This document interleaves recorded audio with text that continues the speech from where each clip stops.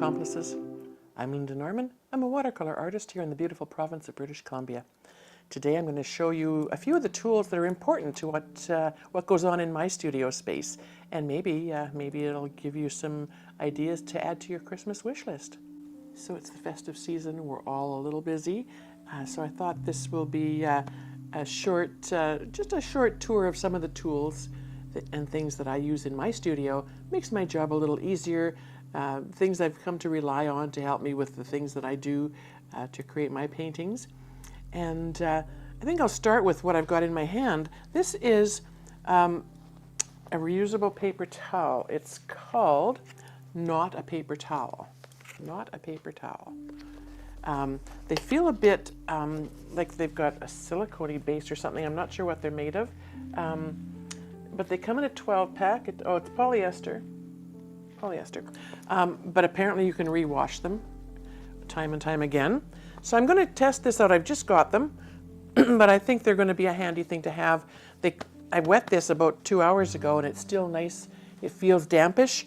And actually, what I might just do right now, quickly before we go any further, is, because I've got my my paper sitting here and my paints are still wet from an earlier project, I'm going to just test them out, because other than dabbing out a little bit of excess puddling here and there, I do use paper towels to dab out and form my clouds most often. So I'm just going to wet this corner of the paper. And paper is a big part of the tools in my studio as well. This is the Magnani Toscana, Magnani 1404. It's a cold press rough. This is a little block, so it's nice. It stays flat if you leave it on the block until it dries. And I'm just going to do a little bit of Mayan blue in that wet that I added there. And I'm just going to see if this little guy can dab out like a paper towel does. Oh, it's doing its job. I like that. It's a bit thicker than what a paper towel would feel in your hand, but yes, I think this might be a really fun way to shape some clouds. Yeah, I kind of like that. It's because it has, holds the little folds. So that's an option. So I might be adding this to my daily stash of tools here. Other than that, paper towel is always at the ready. Important. I usually keep something in my hand. This little reusable towel, and you could use a cotton cloth, I'm sure, is just handy for when you've cleaned your brush and you just want to dab off that a little bit excess moisture. So paper towels, reusable paper towels, great idea in the studio. The other thing I've got sitting here is my solo tape. I love these rolls of tape. There's an 1 and a 3/4 inch size available, and they're available from Watercolor online, Michael Solovyev's studio online. And I love that Michael works with manufacturers around the world to bring products to the rest of us that he's experimented and used and found very valuable. I love the black. It's great. It gives me sort of a sense of what a matte would look like on my painting if I'm taping something down, because I normally use a matte black, or black matte rather. And the tape is, it says you can leave it on your painting for 12 to 14 days, I think. I've left it a bit longer. It always comes off nicely, but that's on 100% cotton paper. I haven't tested it on cellulose paper, because I don't use that. You may find that if you're using cellulose paper, it probably doesn't matter what kind of tape you use. It could take the surface off your page when you're trying to remove it. Always low and slow, pull it away from your work. But yeah, it's called Solo Tape, and you can check it out. I'll leave the link in our comment section as well. While I'm on the subject of Michael Solovyev's studio, Michael's a Canadian artist based out of, I believe, Montreal, And he has just a very beautiful, loose, unique style. And as I said, he works with manufacturers all over the world to bring really good products to the rest of us. These are his solo brushes, design brushes, and they are, this is a 3-line, a 5-line, and a 6-line. The little black ones are shorter. They're more like a travel set. I've lent the other one out, this one, and I think it has 4 rather than 3. So there's some options. You can check it out on his website. He also makes available Baohong Masters cold press paper, which is honestly my favorite paper, I think, other than Arche. And Arche has become very pricey. And also, I think there's been a change of direction somehow in the Arche community or manufacturing, and things just aren't quite the same. But the Baohong Masters watercolor paper comes in squares, which is a really lovely new, fairly new thing for the watercolor community, and I kind of like that square look. And he also has full sheets of paper, 22 by 30. So this is, it's a beautiful rough texture. You've seen I've painted here. It just really is, for my style of painting, one of my favorites, definitely. While we're on Michael's wavelength here, this is my solo palette from the Michael Solovyev Watercolor online studio. It's, I'm just going to take off some of the water because I had sprayed it. Beautiful eco palette, bamboo on the outside, beautiful magnetized closures, mixing wells on the side, beautiful big spaces for your big brushes. Even the widest brush will fit into these. A beautiful, beautiful setup. I love that I can fill the palette with my colors and keep it moist and wake them up when I need to, and then close it up, set it aside. It's not airtight so that things won't get moldy and yucky when they dry. So there's that. Also, so this is the 12 well size, pardon me, and this is a travel palette, he calls it. And so it has some wells for the whiter brushes, and then also some for your, probably more for your accent colors, which would be on the side. So those are really, really, for me, essential. I'm not having to dig around in a small palette with my big brushes. You can get more even coverage on your brush.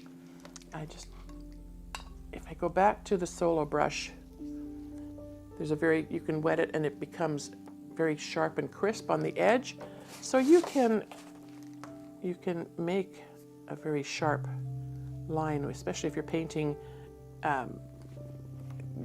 cityscapes and that kind of thing.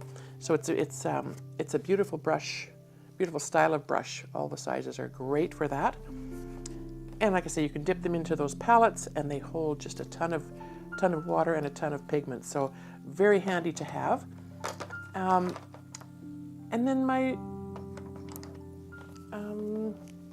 I guess this is probably the brush that I would never ever want to be without.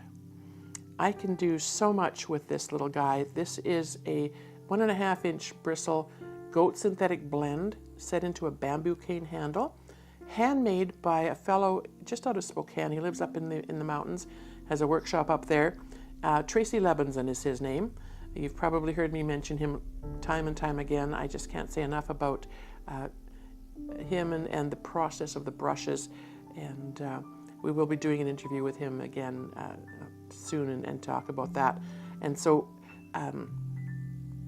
hopefully I'll be able to use the brushes, when we, I don't know what I've done with my, set them aside now and I can't find them. Oh, there they are. There they are. So Tracy has sent me some brushes to experiment with, and I'll do a video with him. We'll use some of the brushes, everything from goat synthetic blend to pony hair and silver fox, and all of his materials are upcycled. So he sources things from estate sales and places where the hairs and the furs are sourced without harming animals. And the woods, of course, come from various pieces of furniture and that kind of thing that have been set aside. So I just love that aspect of it. And I love that each brush is handcrafted. And Tracy's another fellow who works directly with artists to find the best design, the best fit. When this arrived in my mailbox, it was like he made it for my hand. It's just, he knows that much about artists that he can create these products that are just exquisite. This little brush is something I use every single day. Like I said, you can splay it out. You can cover a large surface. You can wet it, and it comes to an exquisite point. So I don't need a rigger brush or any of those other things. This is a workhorse. It does the work of so many brushes, especially for the style of painting that I do. So Tracy Levinson, levinsonpaintbrushes.com, and I'll put that link in our comments as well. Yeah, I just can't say enough about that. And I hope you give it a try. If you do, and I'll put the link in, as I said, in the comments, Tracy has generously offered that any of my viewers and subscribers who choose to order brushes from him, if you put my name, Lynda, Lynda, in the comments, in the order form, where it asks for the promo code, he'll give you 20% off as well. So that's very generous of him. So I love that. The other brush I use a fair bit is the Hake brush. Hake. This one is one I bought years ago from Pro Art, and that time they were carrying the Ron Ranson style brush, which is similar to most Hakes, but it has a little bit of a stiffer bristle, goat hair, but I'm not sure what kind of goat, because it does feel stiffer than some of the others that you can buy online. Very inexpensive, the ones you can buy online. This one was not. I've tried several times to order another one.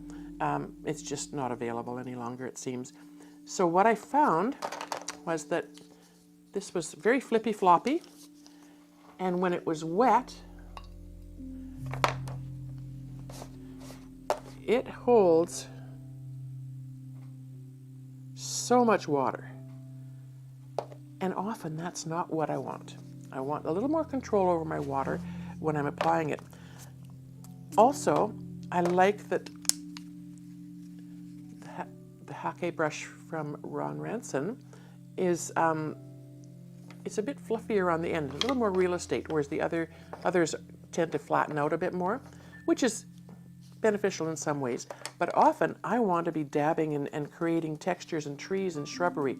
So I like that it's got some space, at the end where I can get that pigment on and get it on my paper. What I did was I took one of these and I chopped it off. That made all the difference in the world. I might have made this one a little shorter than I needed to, but now I've got that little bit of firmness, and I can get the same action at the end of the brush. So don't be afraid to adjust things if you need to. And last but not least, when it comes to brushes, I have these.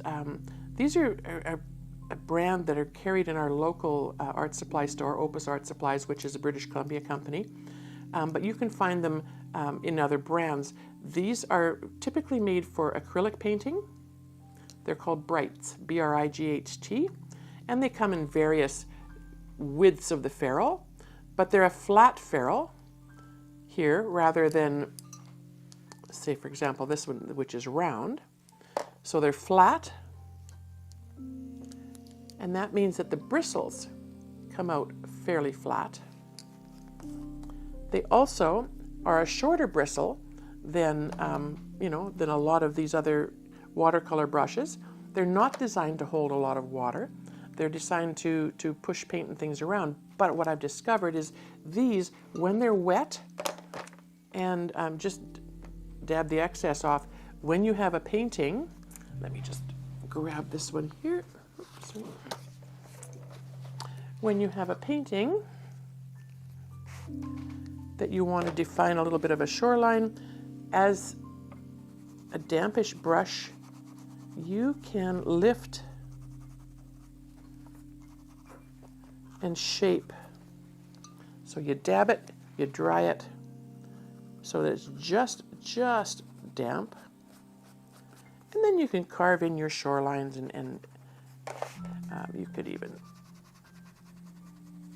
pull it out. When you're dabbing out, of course, you just want to pull out and clean off your brush. Otherwise, you're just moving that paint around. So you can see where you can really scrub away a little bit of, just a little bit of paint. Sometimes that's all it takes, just to make all the difference in the world when you're shaping something. So these are called brights, and definitely nice to have a couple of widths. If I'm doing a larger painting, then of course this is going to be handier to have the wider one. So those are essentials in my studio as well. You can find them online, various brand names, but yeah, you want an acrylic short bristle and a synthetic bristle, so that they're stiffer, so you keep that nice edge when you're lifting out. I talked about paper a little bit earlier. I ordered some paper recently, thinking I was getting blocks, and it came as a pad. So when that happens, it's still lovely paper. I just make sure that I've got a little piece of Coroplast on hand. This comes in sheets. I buy it at our local craft store in, I think they're like 20 by 36 or something. They're quite large sheets. And I just cut it to the sizes that I need, especially when I'm, when I have classes, people need a little bit of a backing for their work. So this is where my solo tape comes in handy. And I just tape it down to the board, and it doesn't even have to be taped down on all sides. No, I'm not going to be able to get that off of there. There it goes. It feels a bit extra sticky, but it's really not once you get it on your paper. And so you can tape down your paper. One thing I like about the Coroplast is that it has lines from the pieces of plastic in between the two layers that sort of hold them separate. And so you can line your tape up, line your paper up with those lines so it's nice and straight, and then you can line your tape up. Oops, and like I said, it doesn't have to be exact because I'm not painting right out to the edge usually, but it's a nice thing to have at your disposal. So you can get it in black and white, whatever your preference is, and it's lightweight, easy to carry around. Nice for travel, if you have don't have the option of a block of paper and you want to take a pad along. This is really handy. And I mean, if you don't want to take it off there, you can use both sides. So really a fun thing to have on hand. There's so many other things. My water vessels are important to me. I like large ones. This one's got water in it, so I won't tip it, but it's handmade. I designed it. I was thinking about not wanting to stand my brushes upright, and it was hard to have them laying down all the time. And so I asked a potter friend of mine to create one, and so I can put any size brush, even the larger, the Hake brushes. Whoops, they can go this way. So once I've wet them, I can pop them in there. Nice and handy to have those, and I like that I have a lot of water to wash my brushes with. Last but not least, we'll go through the water distributors that I prefer to use. Sometimes when I'm painting, especially when I'm using my little brush and I'm doing details and I just want to add a bit of color. I just need a tiny bit of water. I use this. It's actually it was a makeup remover product originally, but this little dispenser here, whoops, just goes down like that, has a little puddle of water, and you can just dip the tip of your brush in. Easier to manage, easier to see. If you don't have one of those, I often will just even just spray that's on the surface of my board, and I'll dip my brush in just for that tiny bit of water that I need. When I'm doing my vignettes, I like to use this spritzer bottle. This is a dollar store variety. You can pick them up pretty much any dollar store, beauty store, your local Walmart, or whatever whatever's in your neighborhood. I like the adjustable nozzle. It allows me to control that flow. I don't always want an even spray, and so this allows me to do that. And I have several of these so that my students can use them. They're called facial misters, plant misters. They're ideal. They're continuous spray. So if you just want a nice fine even mist, I very seldom use this to wet my surface, my paper or my canvas that I'm working on. I prefer the control of the brush. But where I do love this is to keep my palettes, my paints wet in my palette. Ideal. It just gives me the lightest mist. I'm not oversaturating. I can control by a couple of light mists. If the first one, starts to reactivate things, but it's not quite juicy enough, I can give it another quick spray and keep things sort of at a level of moisture where I want. And also, if I'm painting, for a bit of time, and especially now we have the heat on because it's winter here in the Okanagan, things dry out a little bit faster. So I keep an eye on my palette, and I can just give it another little quick spritz and keep that moist. In these bottles, I use distilled water. I've seen examples where often the water used can cause paints to mold, and we certainly don't want that happening. And so it's one of the things that I like to do to keep my paints in great shape. So that's sort of in a nutshell some of the things that I love to use in my studio. I hope you've enjoyed this little tour of my tools that I keep at my art table. If you like what you've seen, please subscribe to the channel or visit my website, bandraistudio.com. That's BANDRAOI studio.com.